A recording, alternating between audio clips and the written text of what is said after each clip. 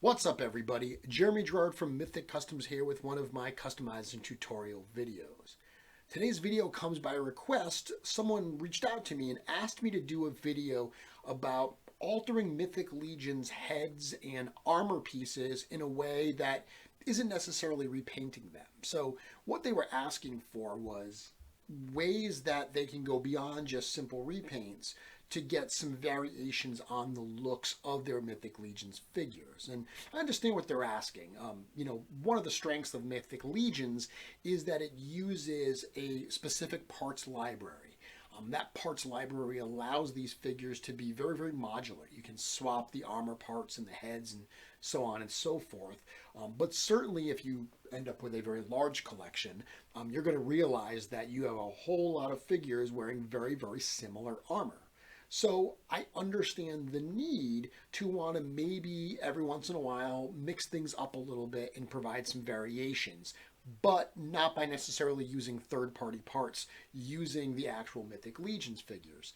This is something I've done a number of times over the years. So what I've done is I've assembled a handful of figures behind me that show some different examples of how I've altered heads, how I've altered armor pieces to get some variations within my Mythic Legions collection. So we're going to look at those, and a lot of what we're going to talk about really falls into two categories, because when it comes to modifying these parts, you really have only two options. One, you're taking stuff away.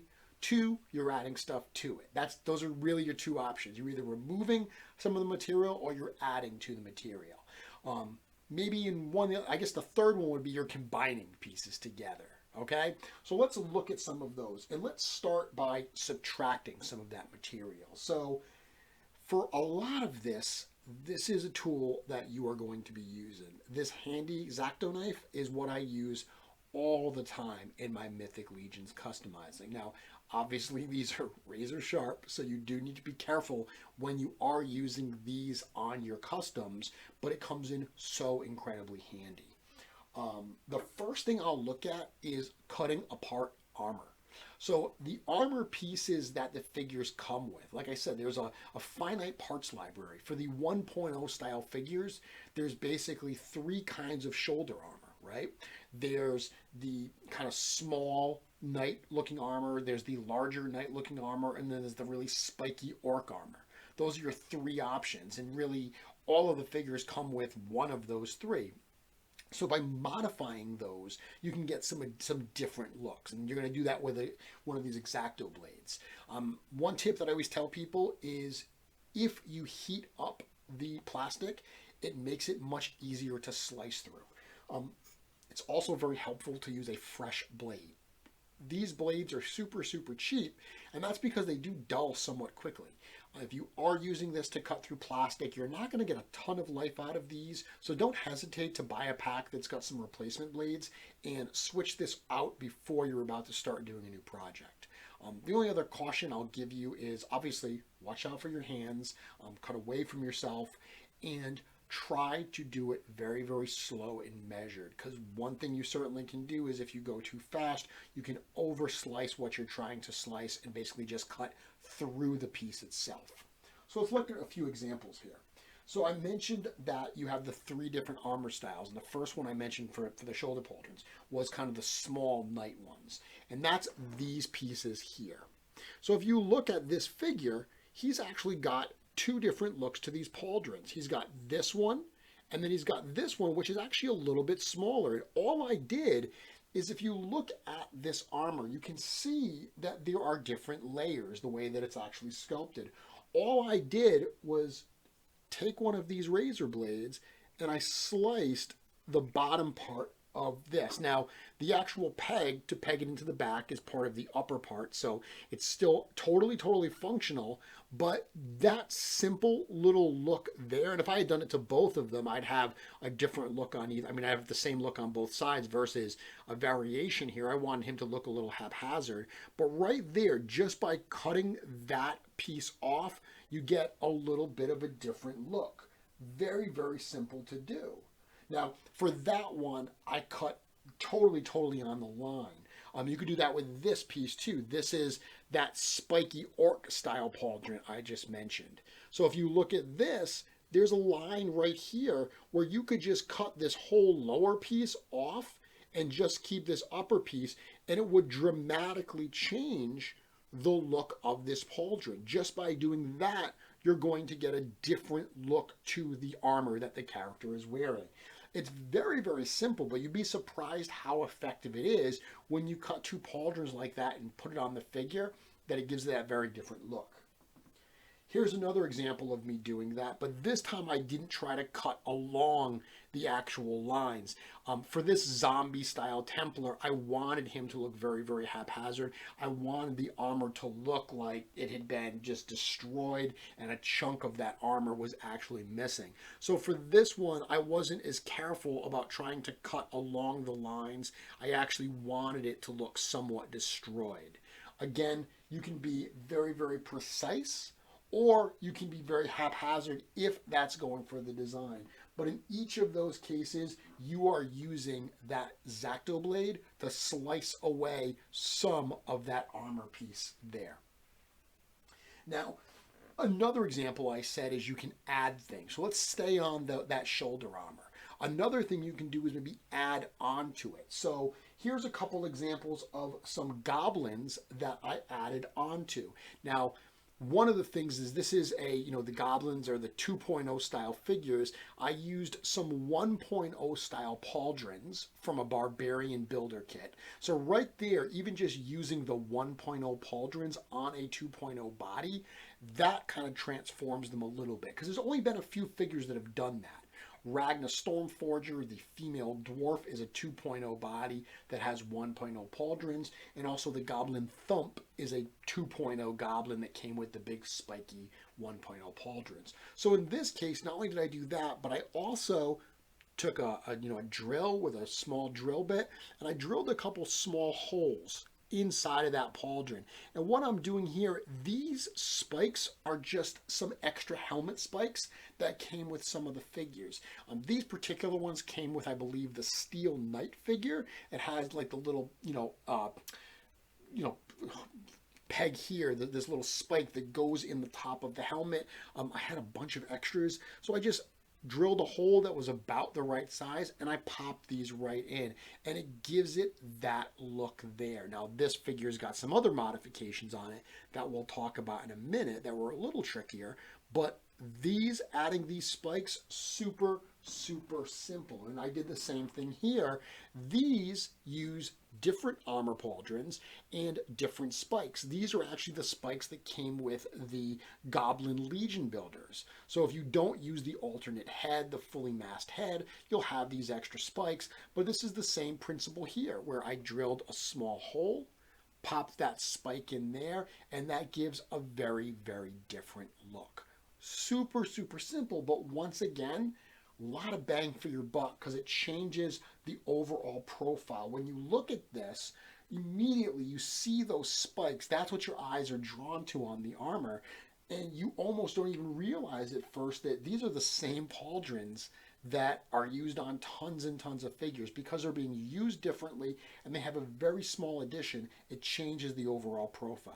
These are not difficult changes, but they do really make an impact. So the other thing that you can do, and let's look actually now at heads.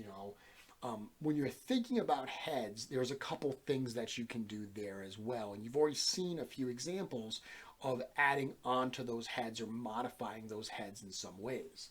The goblin I was just showing here, this is just a Lord of the Rings helmet that I popped on top of his head. Super simple to change the look there. But in this other one, I did a few fun things. So what I did here was I actually cut a slice down the middle of his head, and this mohawk is actually from a Marvel Legends. I believe the character's name is Dakin. It's like Wolverine's son or something like that. But it was a part that I had in my fodder bin. Worked really great to create this kind of like punk rock looking goblin. You can see here I also gave him some earrings. So that's another thing that I've done a few times before. I did it here as well. If you check out this is one of my genie characters. So this character here uses a Purplor body, in the purpular, like orc style head that he came with. But to make him a genie, I did a couple very simple modifications. Once again, I turned to that drill. So one of the things you're seeing here is I'm using some, pretty, tools that you wouldn't necessarily associate with customizing because they're not unique to customizing.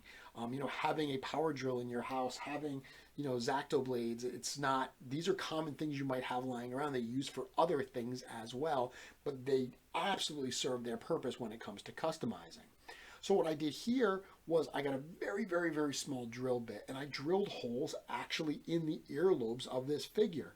And then these little metal rings, just like the metal rings on the goblin, they're just rings that I got from a craft store, from a Michael's Crafts. They sell them in a big, big package, all different sizes. I loop those right through, close them up a little bit, and now I've got a figure that has these gold earrings. In this particular case, I also added a ponytail. So this ponytail comes from a Warcraft figure, a World of Warcraft figure, but there are ponytails in the Mythic Legions line already that you could use. Those ponytails are meant to plug into the back of like a helmet, but if you want to use them with a head that doesn't have that port, you can add that port. So all I did here, once again, turned to that drill, drilled a little hole, pop that in with a little bit of glue, and now I have a genie, Jin type character that's got these earrings in that ponytail. So that's something that I would suggest you look into is how can you add to those heads? How can you drill pieces into them to use them? Here's an example of a vampire samurai that I did. Now this uses the vampire knight body, and I've added this armor from an articulated icon samurai figure. If you look back at some of my previous videos, I have a whole video about combining parts from Mythic Legions and articulated icons samurais. But what I did here for this helmet was this helmet comes from articulated icons, but it wouldn't fit as is. So what I did, very, very simply, first things first, I had to actually cut the ears off the vampire because the ears of the vampire go up a little high. So I used that X-Acto blade to slice the ears down a little bit. Then these helmets have a little peg on the inside. Okay, that's how they go. That's how they attach to the articulated icons figures. So what I did was I put a little bit of black paint right on that little peg. And if you look at this, if you had this in hand, you could see there's a little peg. I put a little bit of black paint on there. And while it was nice and wet, I got my figure and I popped it on right where I would want it to go. Now, it was not going to fit because there's no hole in the head. It's going to hang a little bit too high. But when you pull that away, what you would find is there would be a little black dot right where that peg should go in. That little black dot is your guide for you to drill that little hole. Once you have that little hole there, come back, and now that peg will fit in very, very nicely.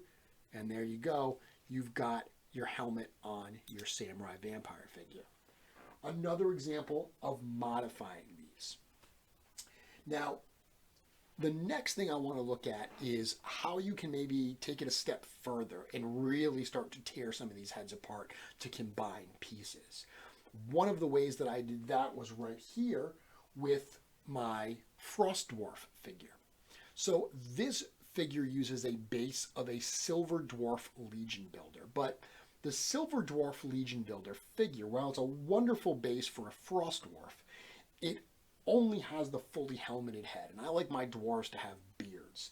So what I did here was I took that Silver Dwarf helmet, not only did I give it some new horns, but I actually heated it up, and by heating it up, hit it with a blow dryer for, 30 seconds or whatever, or you could certainly put it in some hot water. I like to microwave water for a few minutes, drop the head in for 20, 30 seconds, get a spoon to fish it out so you don't burn yourself, and then that plastic is going to be nice and malleable, really easy to work with. What I did on this head here is, if you look at the dwarf helmet, I basically cut out the bottom part. I basically just left from the nose up to change the overall profile of the helmet.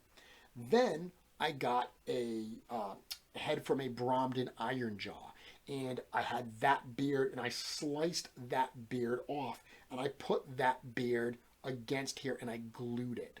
So this is actually a combination of two different heads.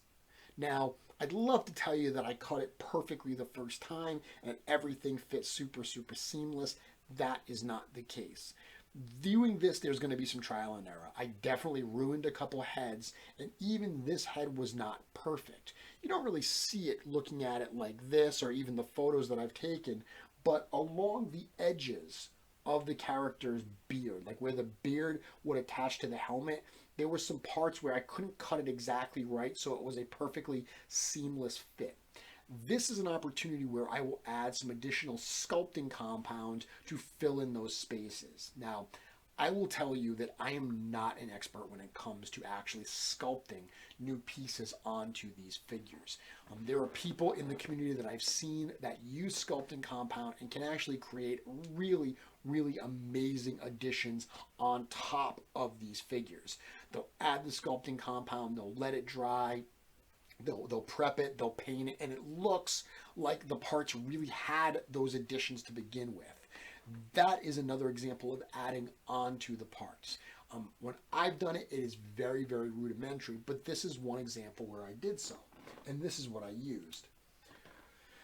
So this is a product called Epoxy Sculpt, and I got this right off Amazon. It is a two-part compound, so it comes in these two different containers, and what you're supposed to do is take equal pieces of each. You got to wear gloves for it. You take equal pieces of each, so you make like a little ball of one, little ball of the other, and you combine them together. You don't want them to mix beforehand. You combine them together and you mix it all together, and that combination of the two together is going to be a material that you can work with. And it says right on the side here, it does take a little bit of time.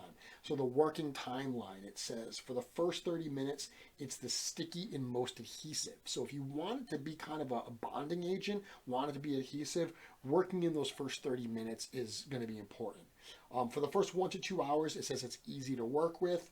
2 to 3 hours, setting up formable detail, and then within 24 hours it says it's hard, it's cured, and it's waterproof. So this is not, I've seen some sculpting material that you have to like heat it or like bake it. This dries within 24 hours to be very, very hard. That is what I have used in the past. So what I did was I took that compound and I just added a little bit of it around the beard area here. And it's really not easy to see, but it would be right in this area here, that little filler. And it's not perfect.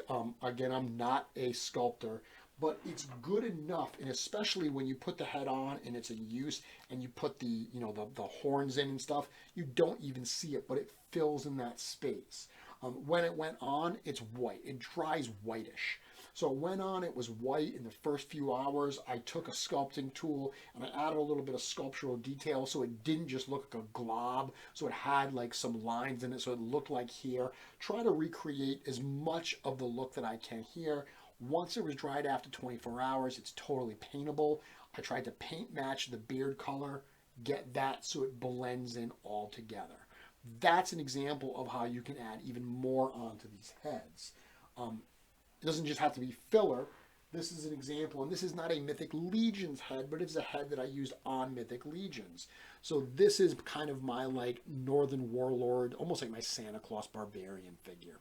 And this particular head is from a Marvel Legends boar figure. So the Marvel Legends boar figure doesn't have a mustache. It's got this beard, this long beard in the helmet, a part of the figure, but not the mustache. So I wanted the character to have that mustache. I painted it to look almost like a younger version of Santa Claus.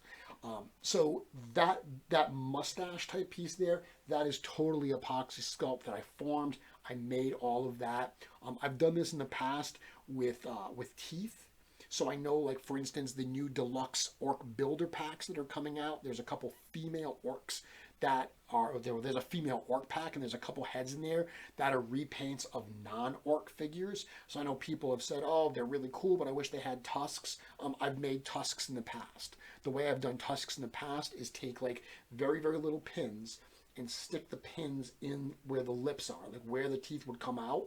Stick little tiny pins in there. So there's just a little piece. Even get some wire snips and snip them so there's just a little piece sticking out.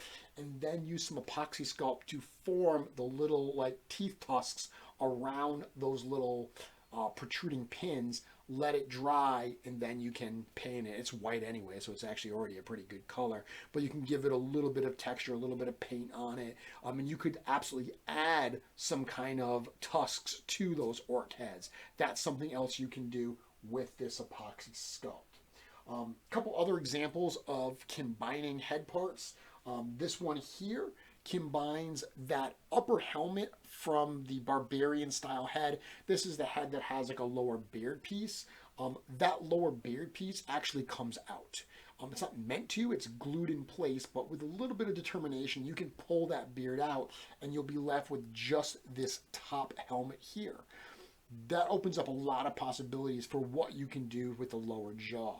You can put a different style beard there. I've certainly done that with like Lord of the Rings figures, taken like a Gimli beard and put it there. Or in this case, I took a skeleton head and I cut off the lower part of the jaw, the lower teeth, and I glued that in there to get this totally new looking skeleton head. So that's another option that you can do. The final example that I'll show you here is one I've shown on my Mythic Conversation show a few times. This is my female Viking, and this is an example of actually removing one of the hooded heads. So you've got the male hooded heads like the Elf Ranger and the Shadow Elf Ranger, and you've got some of the female hooded heads like the Ravina figure, and this one was from the Fastia figure. So what I did was, there's actually a whole other video you can check about removing the hooded heads, removing the heads from the hoods. It's something that I've done a number of times. The Kitsune fox heads that I've done, some of them require the hood, so removing the head inside is important. Well, once you remove that head inside, you're left with this little head insert piece. And you can take that head insert, if you shave it down, if you use that good old X-Acto blade to slice some of that material, you can actually put new hair on top of it. I've seen a lot of people use Marvel Legends here on this. A lot of the Marvel Legends female figures, their hair is a separate sculpted piece that's glued on, so you can pull it off. And while I don't love Marvel Legends heads on Mythic Legions figures, I've seen some of the hair look really, really good. In this particular case, this is a recipe that I saw first from Matt O'Toole at Castle of Power, where this is actually the helmet and hair piece from a Masters of the Universe Vicor figure. And what he did was he removed that hair piece and helmet from the Vicor figure, removed this head from Fastia, combined them together, and he painted it with blonde hair to be more of a Viking looking character. I use this with my Highland Barbarians, so they've got more of the reddish hair. But that's another example of how you can alter these existing parts, and these are not paint jobs. While there are paint jobs on some of these things, these are all ways that I've altered armor, that I've altered heads to get different looks from within that parts library. So ultimately, like I said at the start, you got two options. You're either going to add onto these pieces or you're going to take away from them. Those, I think, are your really two at the basic level options for how you can alter these parts to get some brand new looks within the existing parts library. If you enjoyed this video, you found it helpful, certainly give it a thumbs up. Let me know in the comments if you have any thoughts or anything else you'd like to add or any questions you have. And certainly, if you find videos like this useful, if you find my channel useful, consider subscribing to the channel so when videos like this go live, you are notified right away. In the meantime, keep customizing. I can't wait to see what you make.